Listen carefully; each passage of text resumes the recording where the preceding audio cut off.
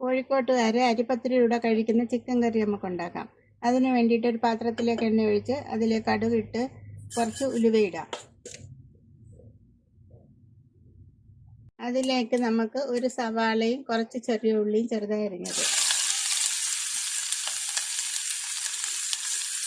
അതിലേക്ക് കുറച്ച് ഉപ്പും കൂടെ ചേർക്കാം.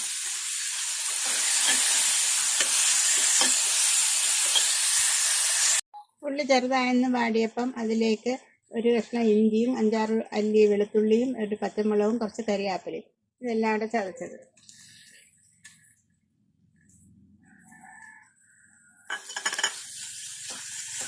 ഇതെല്ലാം വാടിയപ്പം അതിലേക്ക് ഒരു 2 തക്കാളി ചെറുതായി അരിഞ്ഞത് ചേർത്ത് കൊടുക്കാം.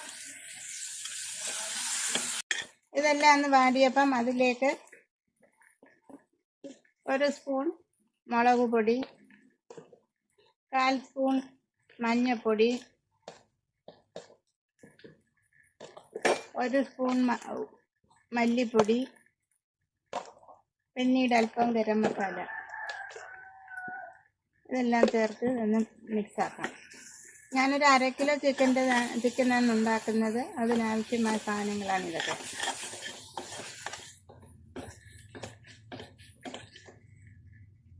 മുളകും മല്ലിയൊക്കെ ഒന്ന് മൂത്ത് കഴിഞ്ഞപ്പോഴത്തേക്ക് അതിലേക്ക് നമുക്ക് ചിക്കൻ ആഡ് ചെയ്യാം. ഈ മസാലയായിട്ടൊന്ന് സോട്ടായപ്പം അതിലേക്ക് നമുക്ക് കുറച്ച് ചൂടുവെള്ളം ഒഴിച്ചു കൊടുക്കാം. കുറച്ച് നല്ല ചൂടുവെള്ളം അതിലേക്ക് ഒഴിക്കാം.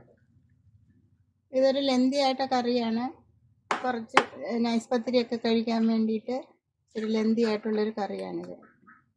ഇട്ടുണ്ട്. അപ്പം ഇത് നമ്മൾ കുക്കർ അടിച്ച് 1 വിസിൽ വരുന്നത് വരെ വേവിക്കാം. ചിക്കൻ വേവുമ്പോഴത്തേക്ക് ഇതിലേക്ക് ഒരു അരപ്പ് വേണം. അതിന് വേണ്ടിയിട്ട് ഒരു 1/4 കപ്പ് തേങ്ങ എടുത്തിട്ടുണ്ട്. അതിലേക്ക് 1 സ്പൂൺ പെരുംജീരകം, ചെറിയ ജീരകമല്ല പെരുംജീരകം, അതും കൂടെ ചേർത്ത് ഇത് നല്ലതുപോലെ അരയ്ക്കണം. നല്ല മഷി പോലെ അരയണം. ഇപ്പം നമ്മൾ ചിക്കനൊക്കെ വെന്ത് വിസിലൊക്കെ കേട്ട് എല്ലാം റെഡി ആയിട്ടുണ്ട്. ഇനി ഇതിൽ നമ്മൾ അരച്ച അരപ്പ് അങ്ങോട്ട് ഒഴിച്ചു കൊടുക്കാം.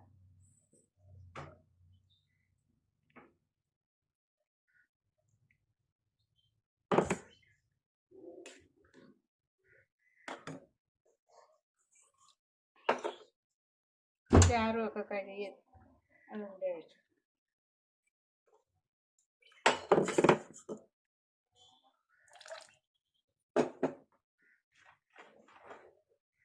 ഇനി ഈ അരപ്പ് കിടന്ന് ഒന്നുകൂടെ ഒന്ന് തിളച്ച് ഓഫ് ചെയ്യാം. അങ്ങനെ നമ്മൾ കറിയിലോട്ട് താളിച്ചും കൂടെ ഒഴിക്കുന്നു. ഇനി നമുക്ക് സേവ് ചെയ്യുന്നൊരു